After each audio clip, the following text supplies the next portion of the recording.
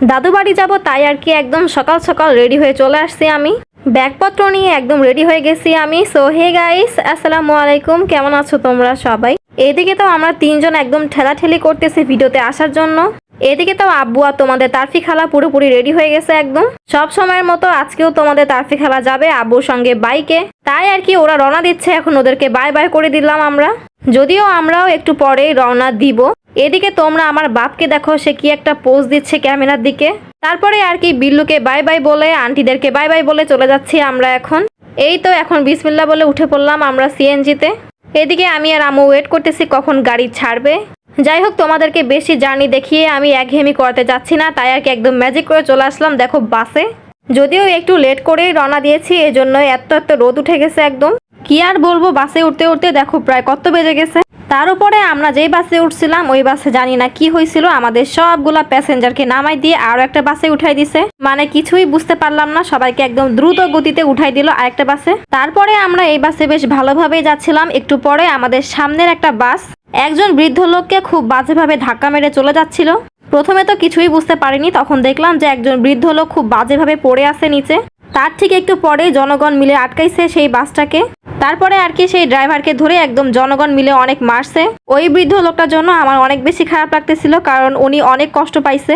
যতটুকু মনে হয় উনি হয়তো মারা গেছিল, তবে পাশ দিয়ে আমাদের বাসটা চলে আসছিল, এই জন্যই আর কি বুঝতে পারিনি উনি বেঁচে আছে নাকি মারা গেছে। কিন্তু ওনার এই খারাপ সময়ে অনেক মানুষ আগায় গেছে, এটা দেখে অনেক বেশি ভালো লাগছে আমার। যাই হোক, তোমাদের মনে অনেকেরই প্রশ্ন আসতে পারে যে আমি হাতে মেহেন্দি কবে দিলাম। এটা আমি দিয়েছি দাদু বাড়ি আসার আগের দিন সন্ধ্যার সময়, তোমাদের তারফি খালা দিয়ে দিয়েছে আমাকে।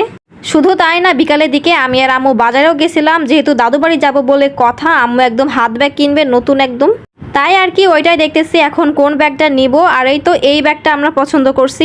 শুধু তাই না, আসার সময় একটা আইসক্রিমও খাইছিলাম। এই ছোট্ট ছোট ক্লিপগুলো নিয়ে রাখছিলাম আর এখনই সেগুলো শেয়ার করতেছি। যাই হোক, খোকসার ভিডিওগুলো আমরা আর না দেখি। যাই হোক, পক করতে করতে চলে আসছি আমরা যশোরে ফাইনালি। আমি তো এত খুশি, একেই তো যাচ্ছি দাদু বাড়িতে, তার উপরে সামনে ঈদ। যাই হোক, আমরা উঠে পড়ছি এখন রিক্সার উপরে। এখন আর 5 মিনিটের মধ্যে পৌঁছে যাব দাদু বাড়িতে। দাদু বাড়ির গলিতে পা রাখতে দেখি তোমাদের তারফি খালা হেঁটে আসতেছে। ও না, সরি, এই তো এটা হচ্ছে আমাদের দাদু বাড়ি। চলে আসছি ফাইনালি। আমাদের দাদুর এই বাসাটা কিন্তু আমার দিদা, দেখো তার নামটা কি সুন্দর করে লেখা আছে এখানে। মানুষটা নেই কিন্তু তার নামটা দেখো কি সুন্দর করে আছে এখনো। যাই হোক, তারপর চলে আসলাম ভেতরে আর এখন ব্যাগপত্র সবকিছু রাখতেছি রুমের ভেতরে। বাসায় আসতে আসতে অনেক দেরি হয়ে গেছে, দেখো প্রায় কত বেজে গেছে। আর মাত্র 1 ঘন্টা পরেই তো ইফতারের সময় হয়ে যাবে। যদিও আজকে জার্নি করবো, এজন্য আজকে রোজা ছিলাম না আমি, তাই আর কি বাসায় এসে একটু ফ্রেশ হয়ে খাওয়া দাওয়া করতেছি এখন। খিচুড়ি, ডিম ভাজি, মাংস এগুলাই খাচ্ছি এখন। আর খাওয়া দাওয়া শেষ করে এখন খাচ্ছি মিষ্টি। আর এই মিষ্টিটা অনেক মজা ছিল, যদিও আমি মিষ্টি লাভার মানুষ। তো আর কি খাওয়া দাওয়া শেষ করে একটু পরে আমরা আবারও বের হয়ে পড়ছি। এখন যাব আমাদের মেজো দিদার বাসায়। ওখানে আমাদের সবার জন্য ইফতারের ব্যবস্থা করা হয়েছে, তাই এখন সবাই মিলে ওখানে ইফতার করব। যাই হোক, এই ভিডিওটা এখানে শেষ করতেছি, আর বাকি ভিডিও আমি পরবর্তী ব্লগে দেখাবো। ততক্ষণ সবাই ভালো থাকো, সুস্থ থাকো, দেখা হবে পরবর্তী ভিডিওতে। সবাইকে আল্লাহ হাফেজ।